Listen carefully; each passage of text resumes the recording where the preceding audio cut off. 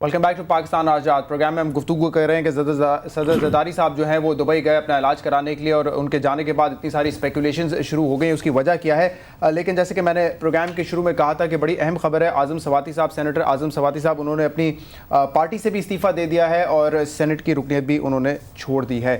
حافظ حسین صاحب، کیا وجہ ہے؟ آپ لوگ تو اس وقت اپوزیشن میں ہیں، اور اپوزیشن کا کام تو یقیناً یہ ہوتا ہے کہ وہ تنقید کرے، جو اس وقت بیڈ گورننس ہے، مس مینجمنٹ اگر ہو رہی ہے اس کی نشاندہی کرے، اور غالباً آپ لوگ کہتے ہیں کہ آپ لوگ یہ کر بھی رہے ہیں۔ تو پھر کیا وجہ ہے کہ اعظم سواتی صاحب آپ کی پارٹی چھوڑ کے چلے گئے ہیں؟ انہوں نے اپنی سینٹ کی رکنیت سے بھی استعفیٰ دے دیا ہے۔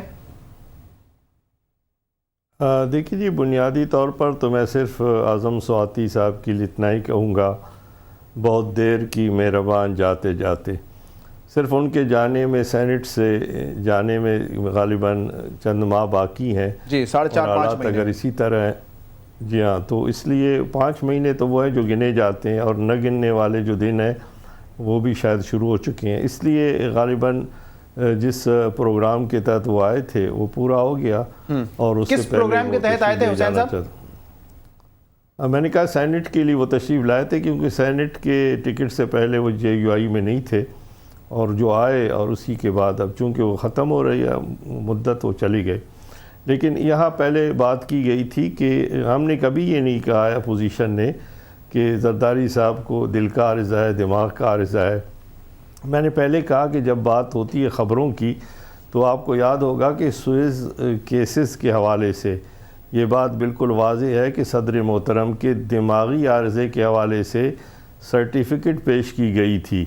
جب ان کو کیسز میں بلایا گیا تھا تو باضابطہ طور پر ڈاکٹروں سے ایک ہیلتھ سرٹیفکیٹ یا بیماری سرٹیفکیٹ اس کو کہہ دیں، عارضہ دماغ کے لیے، وہ مزید میں کچھ نہیں کہنا چاہتا، ہمارے محترم ہے، اس کے لیے وہ سرٹیفکیٹ لے کر پیش کی گئی تھی، اور جس کی بنیاد پر انہیں مستثنیٰ قرار دیا گیا تھا سوئز کیس میں حاضری سے۔ اس لیے میں سمجھتا ہوں کہ بنیادی طور پر اب بھی وقت ہے کہ جو ان کے ترجمان ہے یا ان کے جو پارٹی کے لوگ ہیں، ان کا بنتا یہ ہے فرض کہ وہ فوری طور پر قوم کو آگاہ کرے۔ اور میں نے جس بیان کا آپ نے حوالہ دیا ہے، میں نے اس سے یہی بات کی ہے کہ یہ بات پارلیمنٹ میں بہت پہلے اٹھائی گئی، اور اس سے پہلے پارلیمنٹ کی قراردادیں بھی سامنے آئی، لیکن اس میں عمل درآمد نہیں ہو سکا، اس لیے وہاں خطاب کرنا شاید اتنا مؤثر نہ ہو۔ اور میں یہ بھی سمجھتا ہوں، اور آپ بھی معلوم ہے کہ خطاب کا وقت مارچ میں آنے والا ہے، جب پارلیمانی سال شروع ہوتا ہے۔ دسمبر تو ہتھیار ڈالنے اور سردیوں کا مہینہ خزاں کا، اس لیے ہم سمجھتے ہیں کہ اگر کوئی ایسی صورتحال تھی اور ہے تو یقیناً قوم سے خطاب کیا جائے۔ عوامی طاقت کے بل بوتے پر آنے والوں کے دعوے داروں کو چاہیے کہ قوم کو اعتماد ملے۔ لیکن حافظ صاحب، آپ نے یہ بھی کہا ہے نا کہ اگر انہوں نے اپنا خطاب کرنے میں دیر کر دی تو کوئی اور خطاب کر جائے گا، وہ کوئی اور کون ہے آپ کے خیال میں؟ دیکھیے جی، اب دیکھیں، اگر ان کی طبیعت خراب ہو گئی تو بلاول صاحب آ گئے، کیونکہ وہ چیئرمین ہے اس کے لیے، اور یقیناً ہر پارٹی میں خطاب کرنے والے بھی ہوتے ہیں، اور ماضی میں جو خطاب کرنے والے ہیں وہ بھی آ چکے ہیں۔ اس لیے ہم نے کہا کہ بجائے کسی اور کے بات کرنے کے، صدر مملکت جو خطاب کرنا چاہتے ہیں پارلیمنٹ سے، وہ خطاب وہ عوام سے کریں، قوم سے کریں، اور اگر وہ نہیں کر سکے ہیں تو اس سے بہتر ہے کہ وزیر اعظم قوم سے خطاب کرے، بجائے یہ کہ اگر 3 واقعی پریس ریلیز جاری ہو چکے ہیں۔ میں شاہزاد بھائی، میں ایک بات بتاتا ہوں کہ اگر ایک پریس ریلیز جاری ہوتا تو یہ بات افواہ نہ پھیلتی۔ 3 پریس ریلیز جاری ہوئے ہیں پیپلز پارٹی کی طرف سے صدر محترم کے صورتحال کے حوالے سے، اور تینوں جس سے کنفیوژن زیادہ بڑھ رہی ہے، ایک دوسرے سے مختلف ہیں۔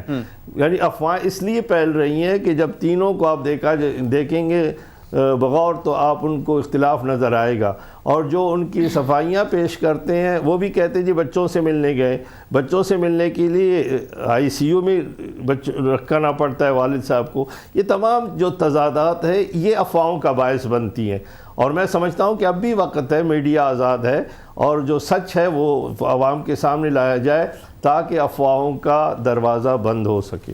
خرم دستگیر صاحب، یہ افواہیں جو ہے آپ کی جماعت کی جانب سے تو شروع نہیں ہوئی، کیونکہ جب آپ گور زرداری کو کیمپین چلائے ہوئے ہیں تو ہم آپ سے ہمیشہ سوال کرتے ہیں کہ زرداری صاحب کیسے جائیں گے؟ یا تو امپیچمنٹ ہوگی جس کے نمبرز نہیں ہیں، یا تو جو ہے وہ خود استعفیٰ دے دیں. تو یہ اسپیکولیشن ساری جو ہو رہی ہے کہیں یہ آپ کی پارٹی کی طرف سے تو نہیں شروع کی گئی ہے؟ اسپیکولیشن اس وجہ سے ہو رہی ہے، دیکھیں 21ویں صدی شروع ہو گئی ہے. یہ کوئی اسٹالنسٹ رشیا تو نہیں ہے کہ آپ صرف یہ کہہ دیں کہ طبیعت خراب ہے. آپ قوم سے شیئر کر لیں.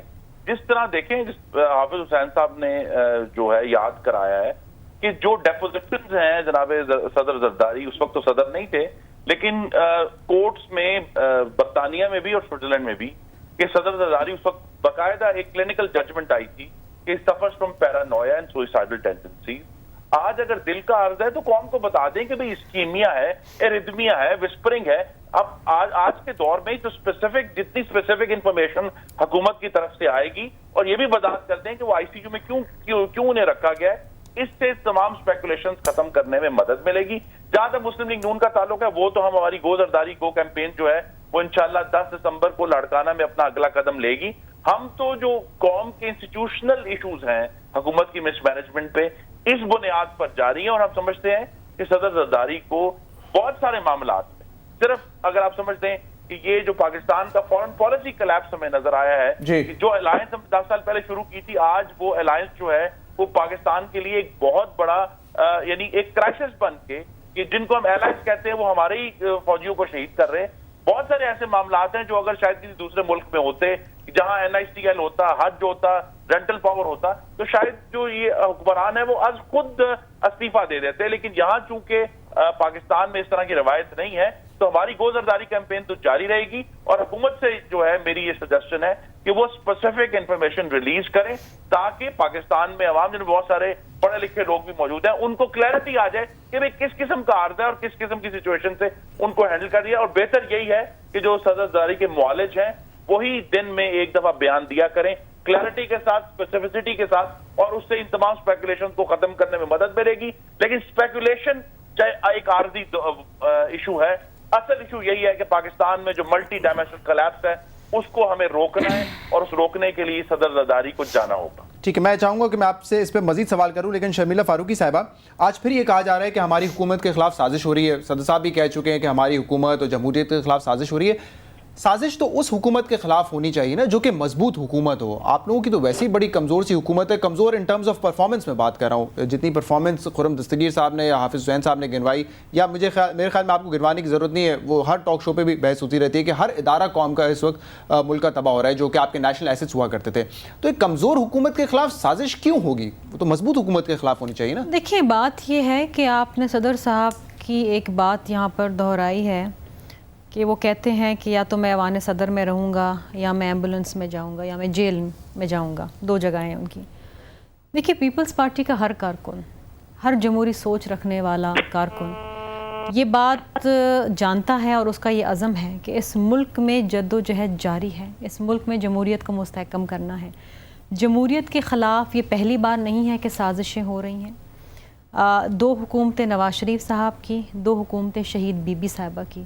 شہید ذوالفقار علی بھٹو کو پھانسی چڑھا دیا گیا، اور اب جناب آصف علی زرداری صاحب اور گیلانی صاحب کی حکومت. یہ بات یہ کہ جب بھی جمہوری حکومت آئی ہے، آپ نے دیکھا ہے کہ، اور یہ آپ کے سامنے اگر آپ ریکارڈ اٹھا کے دیکھ لیں پچھلے 3.25 سال کا، تو کوئی نہ کوئی شوشہ ہر 2 سے 3 ماہ بعد چھوڑا گیا ہے. اور اس میں پھر تاریخیں دی گئی ہیں، تجزیے کیے گئے ہیں کہ جی اب 3 مہینے بعد حکومت جا رہی ہے، 15 دن بعد جا رہی ہے، دسمبر میں جا رہی ہے، جنوری میں جا رہی ہے، بجٹ کے بعد جا رہی ہے. ہم سنتے رہے ہیں. تو یہ ایک حقیقت ہے. کبھی عدالتوں کے پیچھے چھپ کے سازشیں کی جاتی ہیں، کبھی فوج کے کاندھے پہ چڑھ کے سازشیں کی جاتی ہیں. آپ جانتے ہیں، اور یہ خرم صاحب بھی جانتے ہیں. یہ ہو رہا ہے اس وقت کہ عدالت کے پیچھے چھپ کے سازش ہو رہی ہے، یا فوج کے کندھوں پہ چڑھ کے سازش ہو رہی ہے؟ یہ اس وقت ہو رہا ہے. ماضی میں جو ہوا ہے وہ تو ہم سب کو معلوم ہے. اس وقت ہو رہا ہے کہ نہیں ہو رہا ہے؟ اس وقت بھی جو غیر جمہوری سوچ رکھنے والی قوتیں ہیں، جسے ہم اینٹی ڈیموکریٹک فورسز کہتے ہیں، وہ 100% میدان کے اندر ہیں. نون لیگ ہے، پاکستان تحریک انصاف ہے، یا کوئی اور ادارے ہیں؟ کون ہیں؟ دیکھیے، میں نہیں سمجھتی کہ نون لیگ کے جو میاں نواز شریف صاحب کی جو میں باتیں سنتی ہوں، مجھے یہ 2nd 3rd ٹیئر کی باتیں میں نہیں کروں گی، لیکن جب میں میاں نواز شریف صاحب کی بات سنتی ہوں تو مجھے بڑی خوشی ہوتی ہے یہ بات سن کے. وہ ہمیشہ یہ کہتے ہیں کہ غیر جمہوری طریقے سے، غیر آئینی طریقے سے حکومت نہیں ڈیریل ہونے دیں گے، جمہوریت نہیں ڈیریل ہونے دیں گے. لیکن انفارچونیٹلی جب میں شہباز شریف صاحب کی باتیں سنتی ہوں جب وہ یہ کہتے ہیں کہ ایک آئینی جمہوری صدر کو بھاٹی چوک پہ الٹا لٹکا دیں گے تو وہ کہیں نہ کہیں ضیاء کی باقیات کی سوچ ابھی بھی موجود ہے. دوسری ایک چیز اہم چیز یہ ہے کہ دیکھیے میں آپ کے پروگرام میں شروع سے لے کے دوسری دفعہ تیسری دفعہ صدر صاحب کی جو علاج کے حوالے سے بات کر چکے، لیکن جو سمجھنا نہیں چاہتے ٹھیک ہے I guess time will tell ٹھیک ہے، تو وہ جب واپس آئیں گے تو all these speculations will eat. Khurram صاحب پلیز لیٹ می کمپلیٹ. اچھا دوسری چیز یہ ہے کہ ملک میں جو بھی اس وقت حال ہے، جو بھی گورننس ہے، جو تمام چیزیں ہیں، بڑا لمبا ڈسکشن ہو جائے گا، آپ کے پاس مشکل سے 15 منٹ باقی ہیں، لیکن بات یہ ہے کہ ہم تو چلو برے ہیں اور نہ ہم NFC ایوارڈ لے کر آئے، نہ ہم 18ویں ترمیم لے کر آئے، نہ ہم نے کوئی ڈیولپمنٹ کیا، نہ ہم نے اس پارلیمنٹ کو مضبوط، لیکن ہم نے ایک چیز ضرور کی ہے کہ ہم نے پارلیمنٹ کو مضبوط کیا ہے، پارلیمنٹ کی بالادستی پہ یقین رکھا ہے.